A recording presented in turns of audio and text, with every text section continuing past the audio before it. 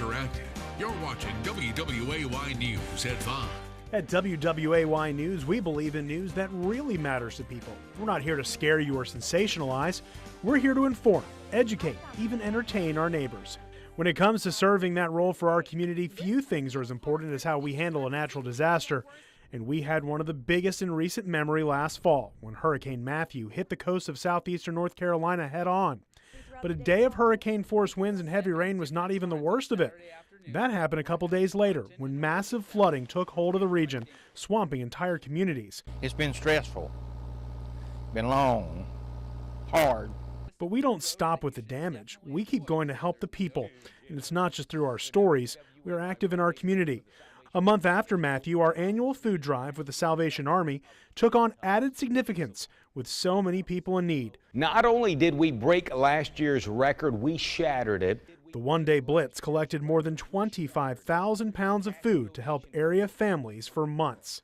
And in the process, we gave away about 16,000 Krispy Kreme donuts for the people who contributed. With a tough Christmas nearing for many, we took action again, spending a day hosting a phone-a-thon that raised $48,000 to the American Red Cross. We also hosted a health fair to give our viewers a chance to get the information they need to live a healthier life. At WWAY, we love good news. That's why a couple years ago we started a newscast called Good Evening Wilmington. Good evening, Wilmington. It is what it is. Love where you live. It gives us and our viewers a chance to take a break from all the bad stuff going on and focus on only positive stories. It's so much fun, we even take it on the road. You don't need a virtual tour when you come along with us for our This is the Place road trip. This spring, our This is the Place road trip took Good Evening Wilmington live to 10 towns around our area, focusing on the people, places, and events that make the Cape Fear a home unlike any other. Good living is what this area is all about. There's so much to do here, from the beaches to the river and beyond. That was on full display when the PGA Tour made a visit to town this year. Your 2017 Wells Fargo champion, Brian Harman. The Wells Fargo Championship at Eagle Point Golf Club was without a doubt one of the most beautiful studios we could have imagined for a week this spring.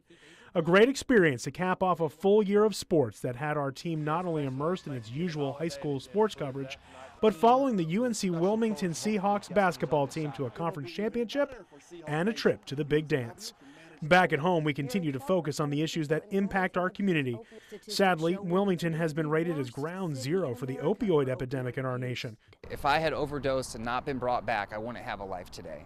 We've spent a lot of time looking at what impact it's having on our community, how it's being handled, and the lives it's impacted directly. Our region also found itself in the center of the political spotlight many times last fall, including multiple visits from Donald Trump, Mike Pence, and Tim Kaine, and a stop from former President Bill Clinton as the campaigns drew to their dramatic conclusion. Amazingly, none of that matches what suddenly and unexpectedly became the biggest story of the last year in southeastern North Carolina. I drink tequila straight, but I won't drink the tap water anymore.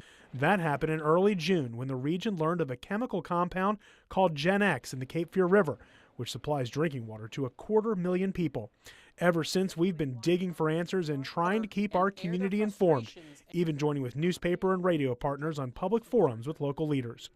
We may not have the biggest newsroom or the most tools in the market, but we use what we have well to form the best news operation around.